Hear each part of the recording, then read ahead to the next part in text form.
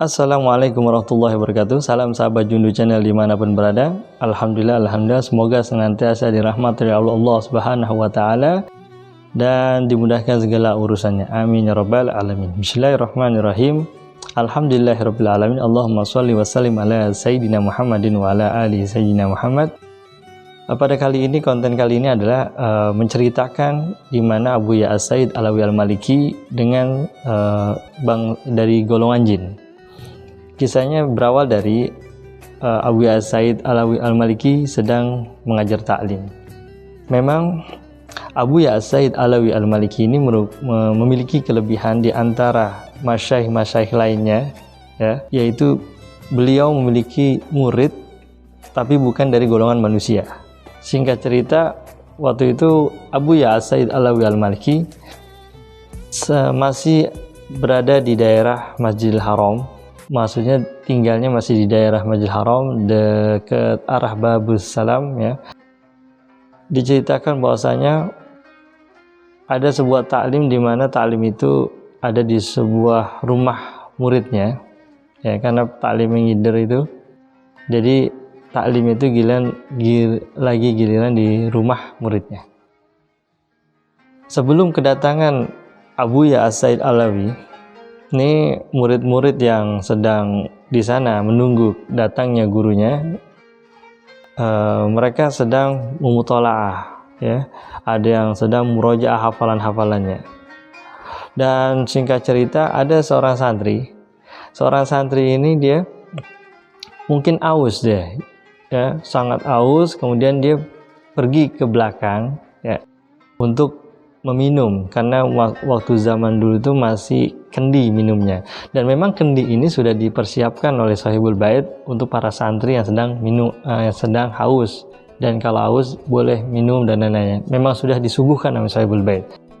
Nah, kemudian salah satu santri ini ke tempat dapur, ya, kemudian dia mengambil kendi.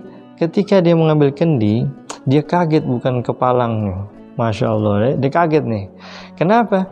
Karena ketika diangkat tuh kendi, dilihat tuh ada seekor ular yang sangat ganas. Karena saking gugupnya ini murid, ya, langsung ditimpuk gitu ular pakai kendi yang dia habis minum. Sontak semua tuh murid-muridnya lagi taklim, lagi murojaah, yang mutola'ah dan lain-lainnya, pada kaget, pada kabur ke dapur. Dilihat tuh, bahasanya mungkin gitu gini, ada apa nih, berisik banget nih. Ini ada ular.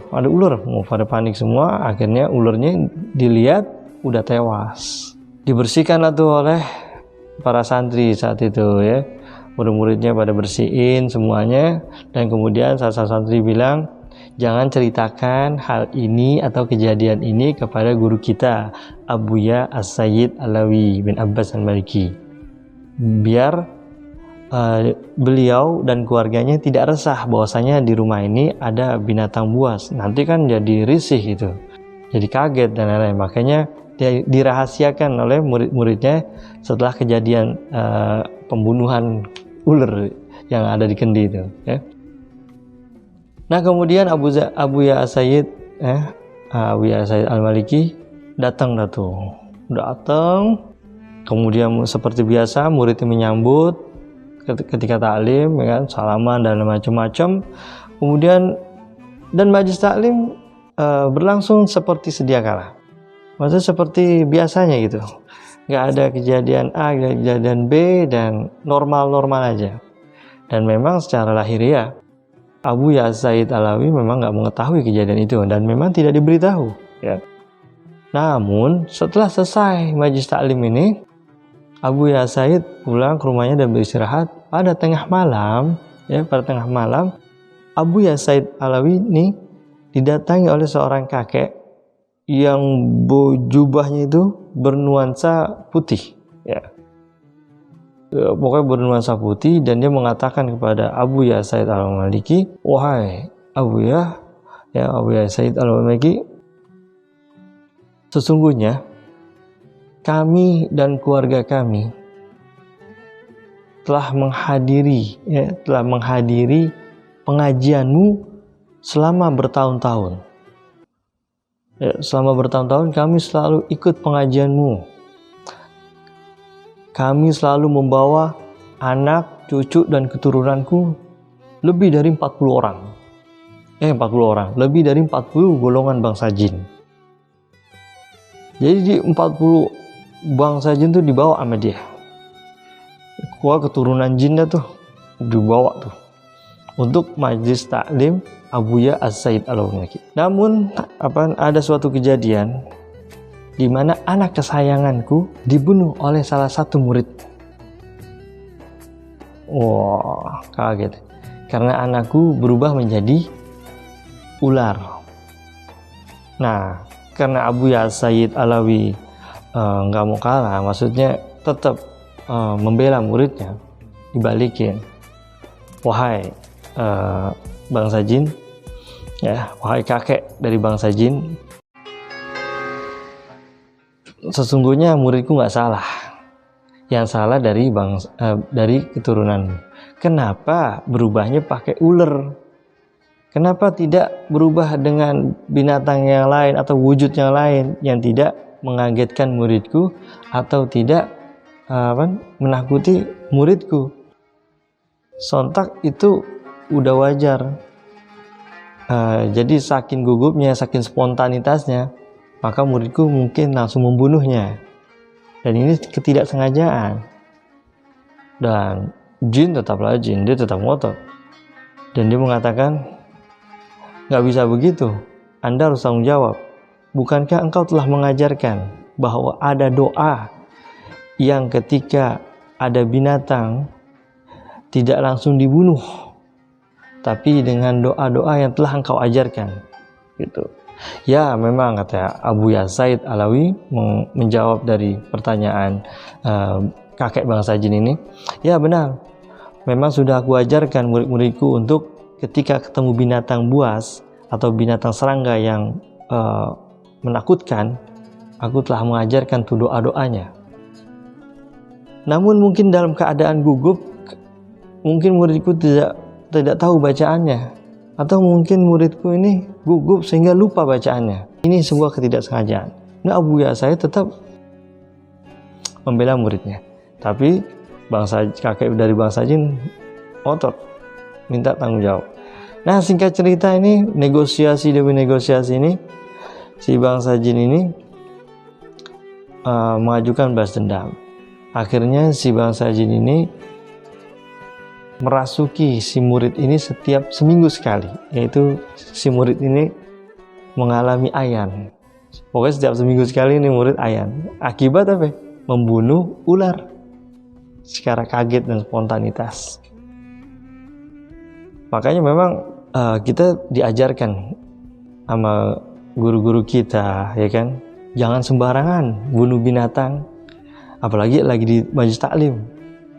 Makanya ketika kita mendapati ada binatang serangga, contoh ada laba-laba, kalajengking, kelabang, ular, sesuatu yang benar-benar bisa menakutkan, membahayakan diri kita, yang kita juga mampu untuk membunuhnya itu binatang, hati-hati, harus pakai doa. Ya. Doanya apa? Doanya yang diajarkan oleh Rasulullah SAW. Ya. Doa ini Anda diberikan oleh guru-guru ngaji Anda, ya. Dari masa waktu Anda ngaji lekar tuh udah dikasih tuh, makanya Anda nggak sembarangan kalau bunuh tuh harus doa gitu. Ya, doanya ini adalah Bismillahirrahmanirrahim, bi ahdillazi akhasta ala Sulaiman in kunta minal jinni fakhruj min hadzal makan wa illa aqtuluk. Yang artinya, atas sumpah yang telah kau berikan kepada Nabi Sulaiman alaihissalam, jika engkau adalah golongan jin, maka keluarlah dari tempat ini. Tapi kalau bukan, maka aku akan membunuhmu. Tuh. Nah, kalau dia nggak langsung sekejap pergi, nggak langsung menghilang, atau nggak kita kasih kode, dan kita meleng dikit lah, terus kita ngelihat itu binatang dengan sekejap nggak ada, berarti itu dari golongan jin. Itu diajarin guruannya gitu. Ya kalau kita ngelihat langsung ngilang kan ngeri, serem gitu nanti. kita yang kabur nanti, ya kan? Oh jangan jin. Kadang memang perlu juga kayak gitu. Bunuh laba-laba, bunuh kajang, ya itu doanya seperti itu. Insya Allah kita nggak sawan, ya, nggak kena kerasukan dan apa-apa. Insya Allah semua tuh ada aturannya dan lain-lain. Itulah hikmah cerita dari Abu Ya As-Said Al-Maliki dan muridnya dari golongan bangsa jin. Masya Allah, jadi muridnya itu bukan dari golongan manusia aja, tapi ada dari golongan jin. Subhanallah. Dan mudah-mudahan sedikit padat dan bermanfaat dan bisa menjadi pegangan buat kita nanti kalau ketemu binatang yang kita takutin. Pasti banyak ini, ya. Mungkin ini aja yang bisa Anda sampaikan, Anda kisahkan. Insya Allah di lain waktu Anda akan memberikan kisah-kisah yang lebih keren lagi dan lebih dahsyat. Tetap ikuti program Jundu Channel ini dan jangan lupa like, komen, dan share video ini jika bermanfaat. Dan nanti doanya Anda akan taruh di komen atau nanti ada di link di videonya. Insya Allah. Anda dari Robi. Salam Jundu Channel. Assalamualaikum warahmatullahi wabarakatuh.